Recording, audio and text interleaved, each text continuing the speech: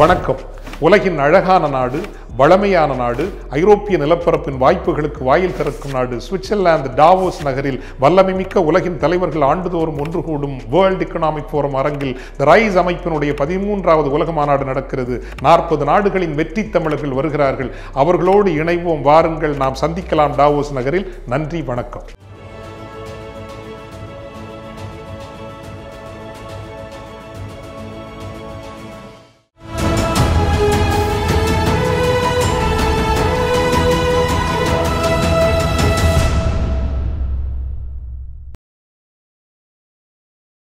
தமிழரம் நேயர்களுக்கு அன்பு வணக்கம். மீண்டும் உங்களை சந்திப்பதில் மிகுந்த மகிழ்ச்சி. இன்றைக்கு நம்மிடையே மூத்த பத்திரிகையாளர் பிரியன் அவர்கள் நம்மோடு இணைந்திருக்கிறார். வாருங்கள் நேயர்களே, சார்ட்ட பேசலாம். வணக்கம் சார். வணக்கம் சார். வணக்கம் சார். சார், நேற்று ஒரு தொலைக்காட்சி விவாதத்தில் உங்களை பார்த்தேன்.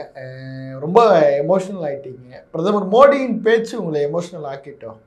இல்லை, பிரதமர் மோடியின் பேச்சு ஒரு நியாயமான மனிதன் யாருக்குமே எமோஷனல் உண்டாக்கும். அவர் பேசின பேச்சு அப்படிப்பட்ட ஒரு பேச்சு. ஒரு ஒரு மனிதாபிமானம் உள்ள ஒரு மனிதனுக்கு அவருடைய பேச்சு நிச்சயமாக ஒரு கோபத்தை உண்டாக்கும்.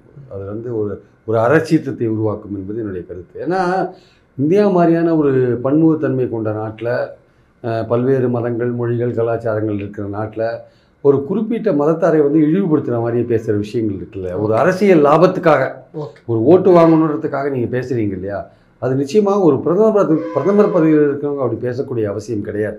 அது அவ்வளோ கீழ் இறங்கி ஒரு பிரதமர் பேசுகிறாருன்னா கண்டிப்பாக ஒரு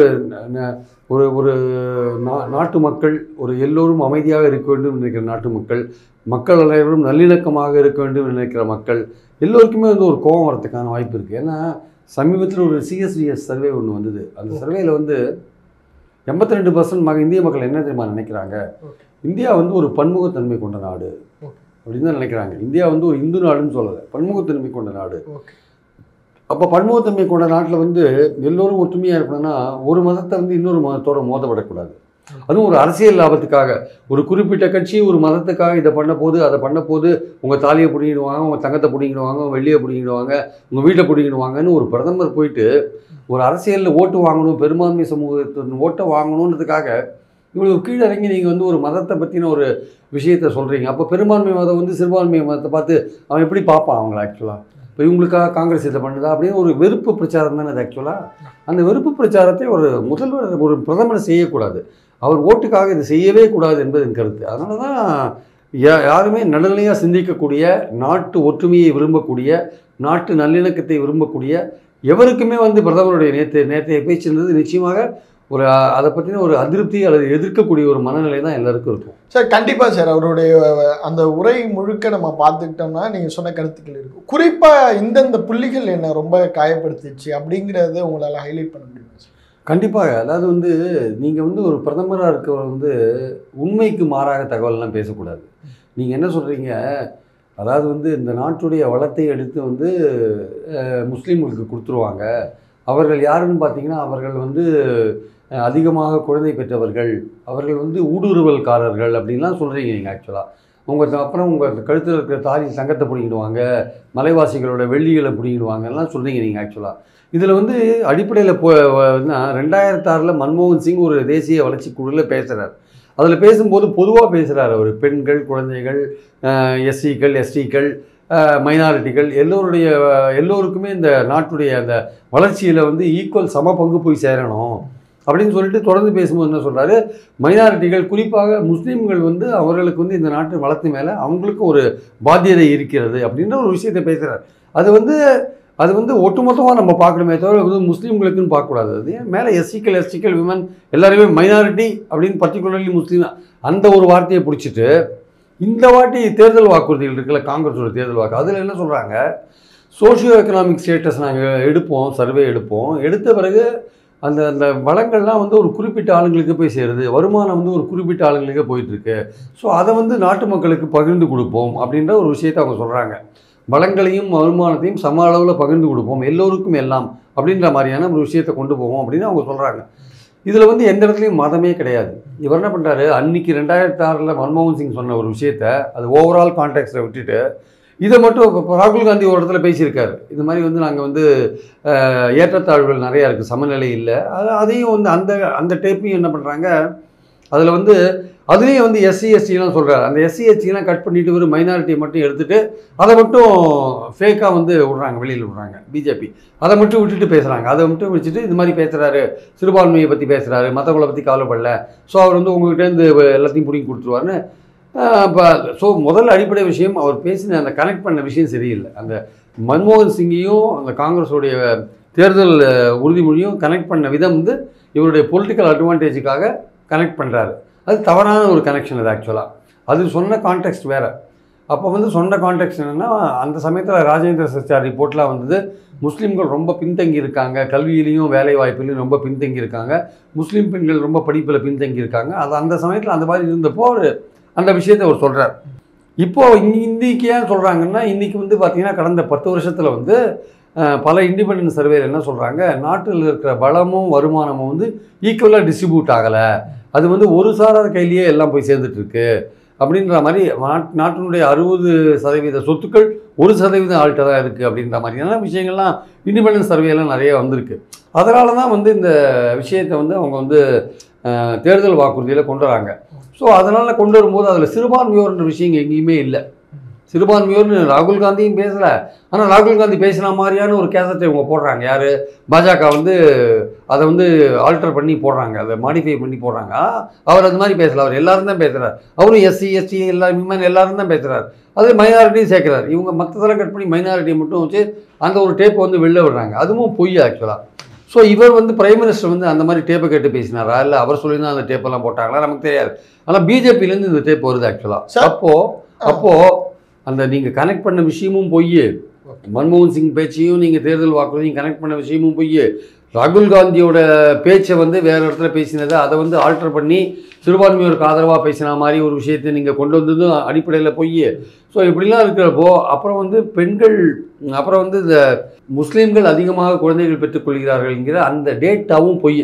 ஏன்னா நேற்று வந்து ஒரு புள்ளி விவரம் வந்திருக்கு, நேஷனல் ஃபேமிலி ஹெல்த் சர்வீசஸ். அது அந்த சர்வேல பார்த்தீங்கன்னா 30 வருஷத்துக்கு முன்னாடி இருந்த நிலைமையும் இப்போ இருக்கிற நிலைமையும் போட்டிருக்கு. இப்போ முஸ்லீம்களுக்கும் மற்ற மதத்தினருக்கும் பார்த்தீங்கன்னா அந்த பிறப்பு விகிதத்தில் வந்து பெரிய அளவுக்கு டிஃபரன்ஸ் இல்லை. குறிப்பாக இந்துக்களுக்கும் முஸ்லீம்களுக்கும் பார்த்தீங்கன்னா 0.42% தான் வந்து டிஃபரன்ஸ் இருக்குது. முந்தி 2-3% இருந்த காலம்லாம் போய் இப்போ முஸ்லீம்களே குழந்தை பெற்றுக்கிறதில்ல. அவங்களே அந்த பர்த் ரேட்டு குறைஞ்சி போச்சு. ஹிந்துஸோட பர்த் ரேட்டுக்கு ஈக்குவலாக அது கிட்டத்தட்ட வந்துட்டுருக்கு. அதனால் அந்த ஸ்டேட்மெண்ட்டும் அது பொய்யா இருக்குது. அப்புறம் இன்ஃபில்ட்ரேட்டர்னு அவர் பேசுகிற ஊடுருவல்காரர்கள்னு பேசுகிற விஷயம் வந்து தேவையில்லாத ஒரு பேச்சு. அது நீங்கள் பார்டர் ஸ்டேட்டில் பேசினாலும் பரவாயில்ல, நீங்கள் ராஜஸ்தானில் போய் அதை பேசுகிறீங்க. ஆக்சுவலாக ராஜஸ்தானில் பார்டர் இருக்குது, ஆனால் அங்கே பெரிய அளவுக்கு இன்ஃபில்ட்ரேஷன்லாம் அங்கே கிடையாது. அது அஸ்ஸாமில் பேசலாம், நீங்கள் வேறு காஷ்மீரில் கூட பேசலாம், பட் இங்கே பேச வேண்டிய அவசியம் கிடையாது. அதனால் அடிப்படையில் எல்லாமே வந்து ஓட்டு வாங்குறதுக்காக, அப்புறம் தங்கத்தை பறித்து கொடுத்துருவாங்க, தாலியை பறித்து கொடுத்துருவாங்க, அந்த மாதிரி விஷயம் வந்து எதுவுமே தேர்தல் அவங்க வாக்குறுதியில் எதுவுமே கிடையாது. தனிப்பட்ட ஒரு சொத்தை பறித்து நாங்கள் கொடுப்போம்னு சொல்லவே இல்லை. ஆக்சுவலாக நாட்டில் இருக்கிற வளங்களை தான் சொல்கிறாரு தவிர அதை வந்து மக்கள்கிட்ட எக்கனாமிக்கலி இது வீக்கர் செக்ஷனுக்கு கொடுப்போம், ரொம்ப வீக்கர் செக்ஷனுக்கு விளிம்பு நிலை மக்களுக்கு பிரித்து கொடுப்போம் அப்படின்ற மாதிரி தான் சொல்கிறாங்களே தவிர எந்த ஒரு மதத்தையும் ஜாதியும் குறிப்பிடலை. இவங்க வந்து எல்லாத்தையும் ஆல்டர் பண்ணி அவங்களுக்கு ஏற்றபடி பண்ணி அதை வந்து ஒரு மதவெறி ஊட்டுற அளவுக்கு பிரச்சாரத்தை கட்டமைக்கிறாங்க. அதான் சார், நீங்கள் வந்து மோடி, நம்முடைய பிரதமர் மோடி வந்து ஒரு ஷேம் அப்படின்னு நீங்கள் குறிப்பிட்றீங்க. இவ்வளவு விஷயங்கள் பண்ணனால அவர் வந்து இந்தியாவுடைய ஒரு அவமானகரமான பிரதமரா சார்? ஒரு பிரதமர் வந்து ஒரு ஓட்டுக்காக வந்து இந்த மதவெறியை தூண்டுற மாதிரியும் ஒரு குறிப்பிட்ட கம்யூனிட்டியை பற்றியோ இல்லை குறிப்பிட்ட ஜாதியை பற்றியெல்லாம் பேசுறது வந்து ஒரு தேசத்துக்கு அவமானமான ஒரு விஷயம். அதுதான் நான் சொல்ல வரேன். இந்த பிரதமர் வந்து ஒரு தேசத்துக்கு ஒரு அவமானமாக இருக்கார். இந்த மாதிரி பேசக்கூடாது. ஆக்சுவலாக வந்து ஏன் இந்த மாதிரி பேசுகிறாரு? இல்லை மதத்தையோ ஜாதியோ பற்றி பேசக்கூடாது. இன்றைக்கி தேர்தல் இன்றைக்கி வரும், நாளைக்கு இன்னொரு தேர்தல் வரும், நீங்கள் வின் பண்ணுவீங்க, தோப்பீங்க, போவீங்க. பட் ஆனால் உங்கள் மைண்ட் செட்டே எப்படி இருக்குன்னா முஸ்லீம்களுக்கு எதிராக தான் இருக்குது. உங்கள் மைண்ட் செட்டே அப்படி இருக்கும்போது நீங்கள் உங்கள் பேச்சுமே கிட்டத்தட்ட அப்படி தான் இருக்குது. சார், இப்போ நீங்கள் முன்னாடி குறிப்பிட்ட மாதிரி சார், ராகுல் காந்தியும் சரி மன்மோகன் சிங்கும் சரி முஸ்லீம்களை சொல்லாடலை பயன்படுத்தலை அப்படிங்கிற மாதிரி சொல்கிறீங்க. ஆனால் ராகுல் காந்தி மன்மோகன் சிங் 2006 பயன்படுத்தாரு. அந்த கான்டெக்ஸ்டே வேற, கான்டெக்ஸ்ட் வேற. ஆனா அதை வந்து இந்த தேர்தல் வாக்குறுதியோட ஒப்பிட்டு பார்க்கணும். இது தேர்தல் வாக்குறுதியில முஸ்லீம்கள் வார்த்தையே கிடையாது. அதுதான் சார். இப்ப ஆனா அரசியல் லாபத்திற்காக பிரதமர் மோடி பண்றார். ஆனா அரசியல் லாபத்திற்காக அவர் நம்ம பண்ணக்கூடாதுங்கிற ஒரு கான்டெக்ட்குள்ள எப்படி நம்ம அவரை சுருக்கிறதுன்னு நான் கேட்குறேன் சார். இல்லை, நான் சொல்கிறேன், நீங்கள் 10 வருஷம் ஆட்சியில் இருந்திருக்கீங்க. 10 வருஷம் ஆட்சியில் இருந்து ஒரு தேர்தலை சந்திக்கிறீங்க. அப்படி நீங்கள் தேர்தலை சந்திக்கும் போது உங்கள் 10 வருஷம் சாதனை சொல்லி தான் நீங்கள் ஓட்டு கேட்கணும். நீங்கள் அதை விட்டுட்டு நீங்கள் வந்து இந்த மாதிரி விஷயங்களை கையில் ஏன் எடுக்கிறீங்க? அதுக்கு ஒரு காரணம் இருக்குது.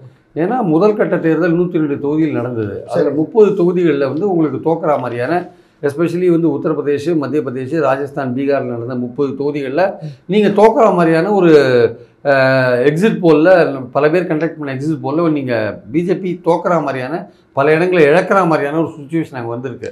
அதனால தான் அது தெரிஞ்ச பிறகு தான் நீங்கள் அடுத்த நாள்லேருந்து உங்கள் பிரச்சார போக்கையே மாற்றுறீங்க. வெளிநாட்டு சதின்னு சொல்கிறீங்க, என்ன தோக்கடிக்கிறதுக்கு வெளிநாட்டு சதின்னு சொல்கிறீங்க. அப்புறம் இந்த மாதிரி தங்கத்தை பிடிங்கி முஸ்லீம்களுக்கு கொடுத்துருவாங்கன்னு சொல்கிறீங்க. இதெல்லாம் வந்து இல்லாத ஒரு விஷயத்தை நீங்கள் கற்பனையாக கிரியேட் பண்ணும்போது, ஒரு பிரதமர் வந்து இதை பண்ணக்கூடாது அப்படின்னு சொல்லும்போது தான் நமக்கு இந்த மாதிரி ஒரு பிரதமரை இந்தியா பெற்றிருக்கே, அது அவமானமான ஒரு விஷயம் நம்ம பேசுகிறோம் ஆக்சுவலாக. சார், குறிப்பாக அந்த சாதிவாரி கணக்கெடுப்பு அப்படிங்கிறது ரொம்ப முக்கியமான விஷயம். இங்கே வந்து அன்புமணி ராமதாஸ் அவங்க தலைவர், நிறுவன தலைவர், அவர்லாம் என்ன சொல்கிறாருன்னா, நாங்கள் மோடி கிட்ட சொல்லி சாதிவாரி கணக்கெடுப்பு நடத்த சொல்லுவோம் அப்படின்னு சொல்கிறாங்க. அது நடக்குமா சார்? சாதிவாரி கணக்கெடுப்புன்ற விஷயத்துக்கு பாஜக என்றைக்குமே ஒப்புக்கொண்டதே இல்லை. அதான் உண்மை. 2011 சோஷியல் எக்கனாமிக் சர்வே எடுத்து வச்சுருக்காங்க. யூபிஏ கவர்மெண்ட்டில் எடுத்து வச்சுட்டாங்க. அது மக்கள் தொகை மட்டும் வெளியிட்டாங்களே தவிர இந்த சோஷியோ எக்கனாமிக் சர்வே வெளியிடலை. அவங்க வெளியிடாத அவங்க தப்பு. ராகுல் காந்தியே நாங்கள் வெளியிடாத எங்கள் தப்பு தான் அப்படின்னு சொல்லியிருக்காரு. ஆனால் இவங்களும் அதை வெளியிடலை. பாஜகவும் அதை வாங்கி வச்சுன்னு வெளியிடாத இருக்காங்க. ஸோ இவங்க ஜாதிவாரி கணக்கெடுப்புக்கு என்றைக்குமே வந்து பாஜக அது ஒப்புக்கொண்டதில்லை.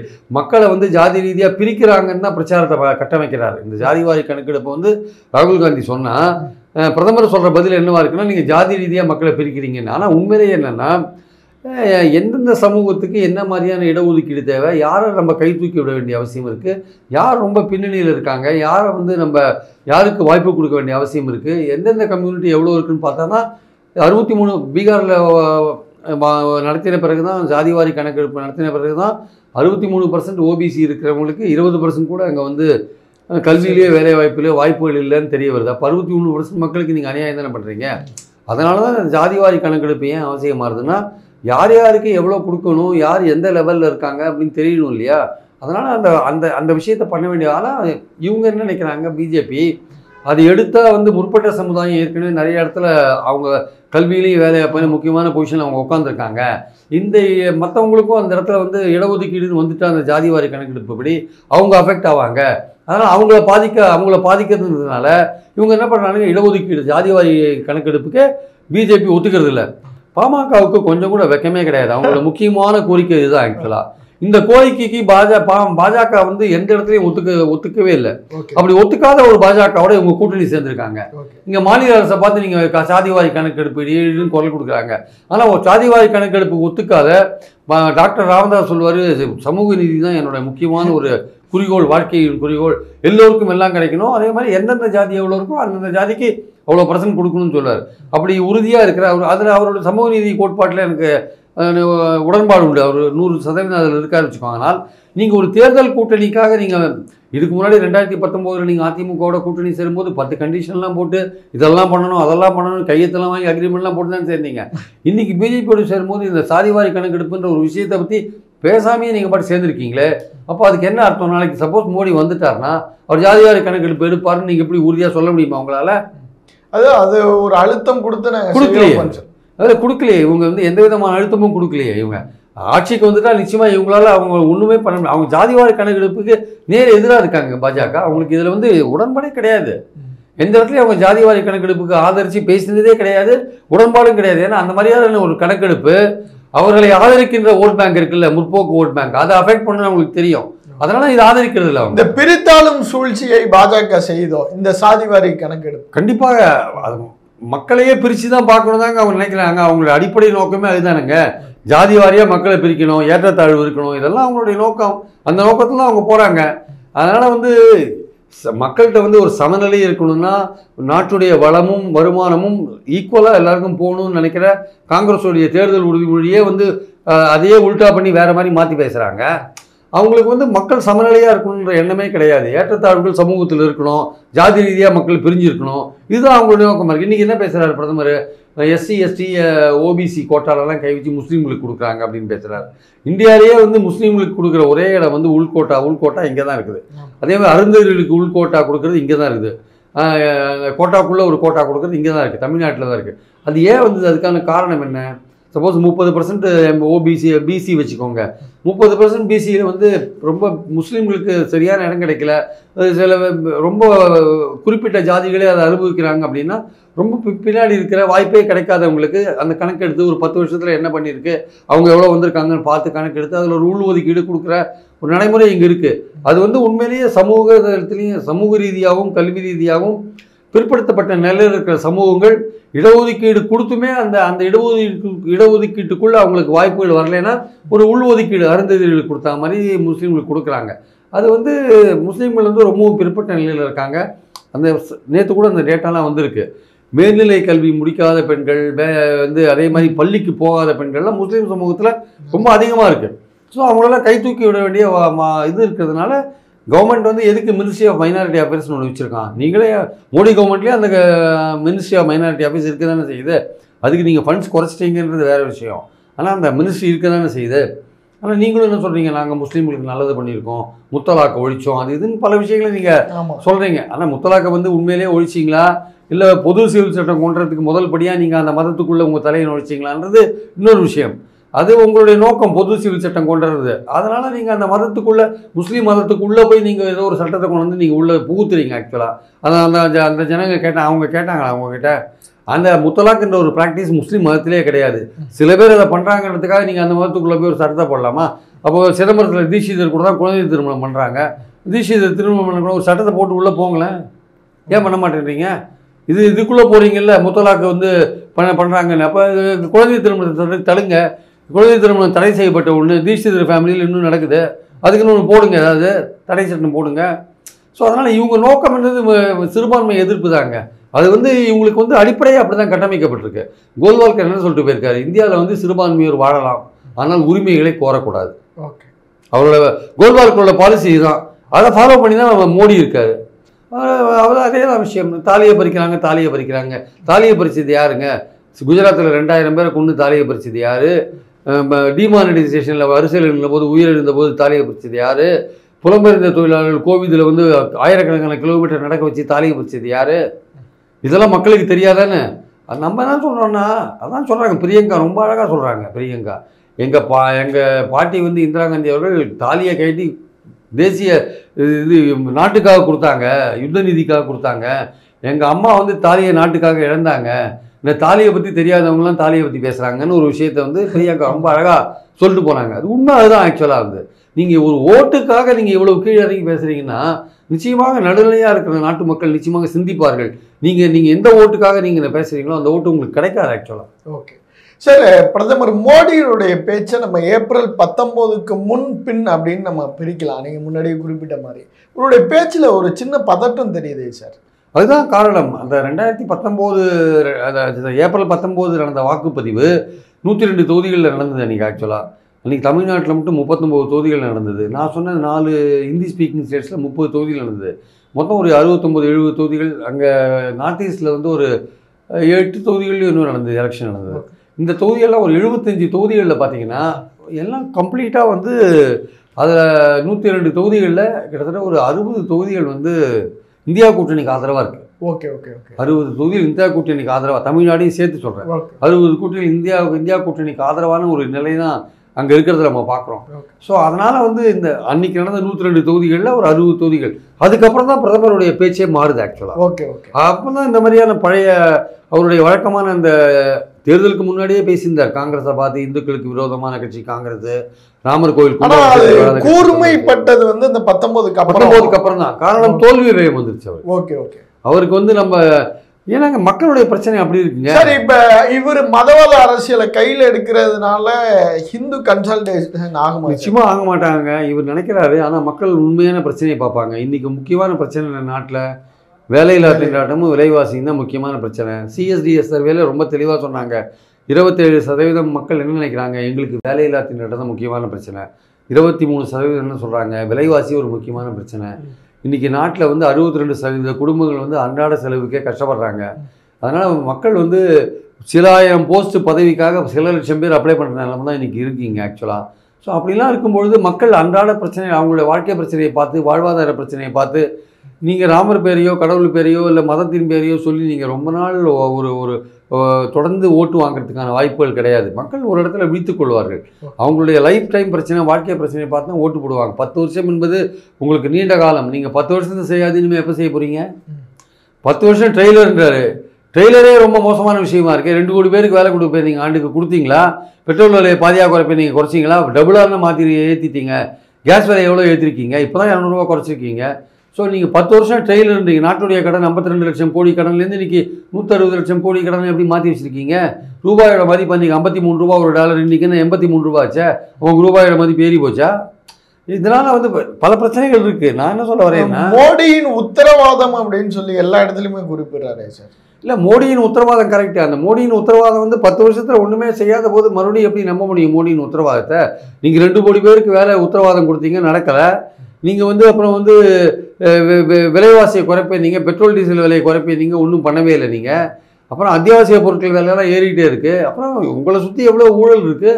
எலக்ட்ரல் பாண்ட் ஊழல் இருக்குது, 7 லட்சம் கோடி ஊழல், சிஏஜி ஊழல் இருக்குது, அப்புறம் பிஎம் கேர் ஃபண்டு ஊழல் இருக்குது, ரஃபேல் ஊழல் இன்னும் எடுத்து பார்த்தா நிறையா வரும். அதனால் பல ஊழல் இருக்குது. அப்புறம் வாரிசு அரசுகளை பற்றி பேசுகிறீங்க. உங்கள் பின்னாடியே வாரிசு உட்காந்துருக்கான், அன்புமணி உட்காந்துருக்காரு, ஜிகே வாசன் உட்காந்துருக்கு. அவங்களாம் வாரிசு தானே, எல்லாருமே வாரிசு தானே. அவங்களெல்லாம் உட்கார வச்சுட்டே நீங்கள் வாரிசு அரசுகளை பற்றி பேசுகிறீங்க. நீங்கள் சொல்கிற எதுவுமே வந்து உண்மை இல்லைங்க. வாரிசு அரசியலை பற்றி பேசுறதுக்கான தகுதியும் பாஜகவுக்கு கிடையாது. ஊழலை பற்றி பேசுறதுக்கான தகுதியும் பாஜகவுக்கு கிடையாது. அதனால் சொல்கிற என்ன சாதனையை சொல்லி ஓட்டு கேட்குறதுன்னு தெரியல. அதனால் மத ரீதியான விஷயம் தோக்குறதுன்னு தெரிஞ்ச உடனே மத ரீதியான விஷயங்களை கையில் எடுத்துட்டாங்க. நிச்சயமாக மக்கள் நார்த்தில் இருக்கிற மக்கள், தெற்கில் இருக்கிற மக்களை ஏமாற்ற முடியாது. நார்த்தில் இருக்கிற மக்கள் உண்மையாக பிரச்சனைகளை பார்த்து தான் இந்த வாட்டி ஓட்டு போடுவாங்கன்னு நினைக்கிறேன்.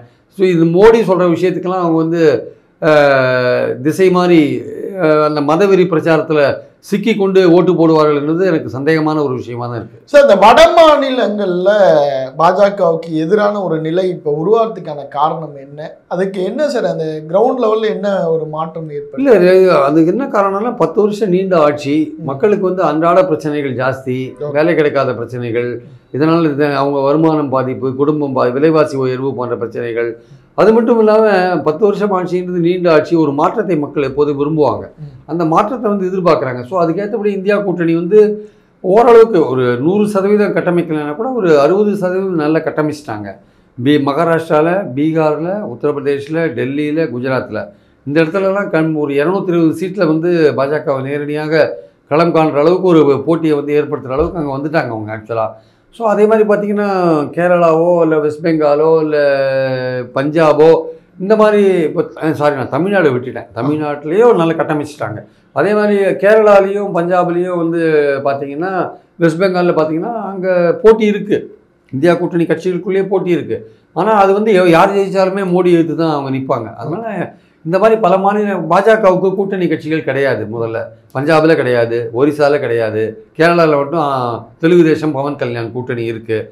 தமிழ்நாட்டில் இருக்குது. இங்கே ஒரு பெரிய இடங்கள் அவங்க வரத்துக்கான வாய்ப்புகள் கிடையாது. ஸோ சவுத் இந்தியாவில் 128 சீட்டில் அவங்க போன வாட்டி 29 வாங்கினாங்க. இந்த வாட்டி 10-12 வாங்குறதே பெரிய கஷ்டமாக இருக்கும் அவங்களுக்கு ஆக்சுவலாக.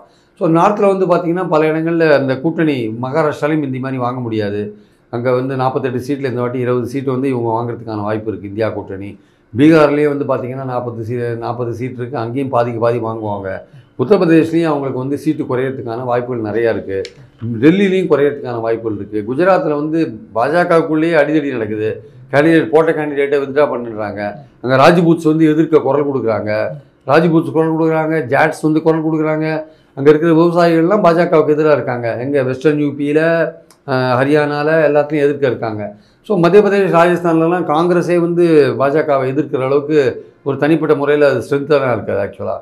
ஸோ அதனால் இந்தியா கூட்டணியும் செல்வாக்காக இருக்குது. ஓரளவுக்கு ஓட்டுக்களை வாங்குகிற அளவுக்கு இருக்குது. அதே சமயம் பாஜகவுக்கு எதிரான ஒரு போக்கும் மக்கள் மனநிலை இருக்கிறதுனால நிச்சயமாக இந்த வாட்டி வந்து அதற்கான வாய்ப்புகள் நிறையா இருக்குது. இந்தியா கூட்டணிக்கான வாய்ப்புகள் நிறையா இருக்குன்றதான் இன்றைக்கி இருக்கிற நிலைமை ஆக்சுவலாக. சார் இப்போ 10 ஆண்டுகள் ஆட்சியில் இருக்காங்க பாஜக. ஆனால் 10 ஆண்டுகள் நாங்கள் என்ன செஞ்சோம் அப்படின்னு சொல்லி மக்கள்கிட்ட ஓட்டு கேட்காம காங்கிரஸ் இதை சொன்னுச்சு, காங்கிரஸ் இது பண்ணுச்சு. இதற்கு பின்னாடி என்ன சார் இருக்கு? இல்லை, இதுக்கு முன்னாடி அவங்க வந்து எம்டியாக இருக்காங்கன்னு அர்த்தம். அதாவது ஒன்றும் இல்லை, அவங்க வந்து நாங்கள் வீடு கட்டி கொடுத்தோன்னுவாங்க, நாங்கள் வந்து பயிர் காப்பீடு கொண்டு வந்தோன்னு சொல்லுவாங்க, நாங்கள் முத்ரா திட்டத்தில் எவ்வளோ பேருக்கு அது பண்ணோன்னுவாங்க, நாங்கள் ஜல்ஜீவனை கொண்டு வந்தோன்னுவாங்க, நாங்கள் ஆயுஷ்மான் பாரத்தை கொண்டு வந்தோன்னுவாங்க, எல்லாம் சொல்லுவாங்க. ஆனால் இந்த வீடு கட்டுறது, பயிர் காப்பீடு, ஜல்ஜீவன் இது எல்லாத்துலேயுமே ஸ்டேட் கவர்மெண்ட்டுடைய பங்களிப்பும் இருக்குது. பாதிக்கு பாதி பங்களிப்பு இருக்குது, பாதியும் இருக்குது, 60% வரையும் இருக்குது. ஸோ அதனால் வந்து இவர்களுக்காக இப்போ தமிழ்நாட்டையே எடுத்துக்கோங்க, யாருக்காவது ஒரு 1000 பேருக்கு வேலை கொடுக்குற அளவுக்கு ஒரு மத்திய அரசோட திட்டம் ஏதாவது இங்கே இருக்கா? ஒரு காலத்தில் வந்து சொல்லுவாங்கள்ல, ஐசிஎஃப் பெல்லு எவ்வளோ தொழிற்சாலைகள் தமிழ்நாட்டில் வந்தது இல்லையா? அந்த தொழிற்சாலைகள் மத்திய அரசோட தொழிற்சாலைகள், ஆவடியில் டேங்க் ஃபேக்ட்ரி வந்தது, பல வந்தது இல்லை. அந்த மாதிரி ஏதாவது ஒரு ஃபேக்ட்ரி வந்து செலவு மட்டும் இங்கே வந்திருக்காங்களா? இருக்கிற ஃபேக்ட்ரியை விற்கிறாங்க, இருக்கிற மத்திய அரசோட பொதுத்துறை நிறுவனங்களை விற்கிறாங்க, தனியாருக்கு விற்கிறாங்க. ஸோ அப்படிலாம் இருக்கும்போது இவங்களால ஒரு எய்ம்ஸை கட்டி முடிக்க முடியல. இங்கே தமிழ்நாட்டுக்கு வர இருந்த ஒரு தொழிற்சாலை, சூப்பர் கண்டக்டர் தொழிற்சாலையை குஜராத்துக்கு கொண்டு போயிட்டாங்க. அது சிஎம்ஏ பேசினார் ஒரு மேடையில், ஸ்டாலின் அவர்களே பேசினார். அதுக்கு இதுவரையும் பதிலே கிடையாது. எலான் மாஸ்க் வந்து தமிழ்நாட்டில் ஆரம்பிக்கணும்னு பார்க்குறாரு இந்த எலக்ட்ரிக் வெஹிக்கிள் ஃபேக்ட்ரி. ஏன்னா இங்கே தான் தமிழ்நாடு தான் இந்தியாவின் டெட்ராய்ட்டாக இருக்குது, இங்கே தான் கார் தொழிற்சாலைகள்லாம் இருக்குது. ஆனால் என்ன பண்ணிட்டாரு, ஒரு பிரதமர் வந்து குஜராத்துக்கு கொண்டு போகணும்னு சொல்லிட்டார். அவன் எலான் மாஸ்க் சொல்லிட்டான், நான் தமிழ்நாட்டு இந்தியாவுக்கே வரல, உங்களை பார்க்கவே வரல, நான் எலெக்ஷன் முடிஞ்ச வரைக்கும் இந்த வருஷம் கடைசியில் வந்துக்கிறேன். அவனுக்கு தெரிஞ்சு போச்சு போட்டுருக்கு, மோடி தோற்றுருவார்னு நினைக்கிறேன். நான் இந்த வருஷம் கடைசியில் வந்துக்கிறேன் நான் சொல்கிறேன். இந்த அளவில் மோடி சொல்கிறாரு, என்னை தோற்கடிப்பதற்கு வெளிநாட்டு சதி வேறு அப்படின்றார். இந்த தங்கத்தை பிடுங்கிறது, இந்த மாதிரி விஷயங்கள், முஸ்லீம் விஷயங்களை போக வெளிநாட்டு சதின்னு வேற ஆரம்பிச்சிட்டார். சார், இப்போ இந்த 400 அப்படிங்கிற நம்பர் வந்து ஒரு பெய்டு கருத்து கணிப்போ நடந்திருக்கு. அந்த 400ங்கிற நம்பரை அவங்க திரும்ப திரும்ப திரும்ப திரும்ப சொல்கிறாங்க. அதாவதுங்க, ஒரே விஷயத்தை திரும்ப திரும்ப சொன்னால் மக்கள் மத்தியில் பதிவுன்றதுக்காக இந்த 370 பாஜக தனியாக 370, கூட்டணியோட 400. அதாவது கூட்டணிக்கு 30 தான் கொடுக்குறாங்க, பாஜகவுக்கு 370 கொடுக்குறாங்க. ஆனால் பாஜக வந்து கூட்டணியே இல்லைன்னு தெரியும் உங்களுக்கு, 30 தான் கூட்டணி கொடுக்குறாங்க பார்த்துக்கோங்க. ஸோ பாயிண்ட் என்னென்னா வந்து இந்த 400ன்றது வந்து அவங்களுடைய மிகைப்படுத்தப்பட்ட ஒரு கணக்கு. அது ஆக்சுவலாக நிச்சயமாக இன்றைக்கி இருக்கிற நிலைமையில் அந்த மாதிரி வர, ஏன்னா 2019 மாதிரி ஸ்வீப்பெல்லாம் கிடையாதுங்க. ஓகே, அதனால் வந்து அவங்களுக்கு அந்த மாதிரி வரதுக்கான வாய்ப்பே கிடையாது. நான் சொன்ன மாதிரி தமிழ்நாடு விடுங்க, தெலுங்கானாவில் அது பயங்கரமாக இறங்கிடும், கர்நாடகாவில் இறங்கிடும் பிஜேபி. அப்புறம் வந்து கேரளாவில் வந்து ஒன்றுமே கிடைக்காது, தமிழ்நாட்டில் ஒன்றுமே இருக்காது. அங்கெல்லாம் போட்டியெல்லாம் பலமாக இருக்குது. மகாராஷ்டிரா, பீகார்லலாம் போட்டி இந்த கூட்டணி பலமாக இருக்குது. உத்தரப்பிரதேசில், டெல்லியில், குஜராத்லலாம் அங்கெல்லாம் வந்து பிஜேபிக்கு இறங்குமுகம் தான் இருக்குது. அதனால் 400 இல்லை, அதுக்கு 303 இப்போ இருக்குது இல்லையா? அதுலேயே 100 குறைஞ்சா ஆச்சரியப்படுத்து இல்லை. ரொம்ப நன்றி sir. Thank you.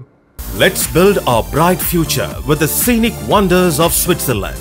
The RISE 13th Global Tamil Entrepreneurs and Professionals Summit from 7th to 9th June 2024 in Davos. Let's join with the global Tamils at the renowned Davos Congress Center. Register now at www.tamilrides.org. Contact us at 91500 60032.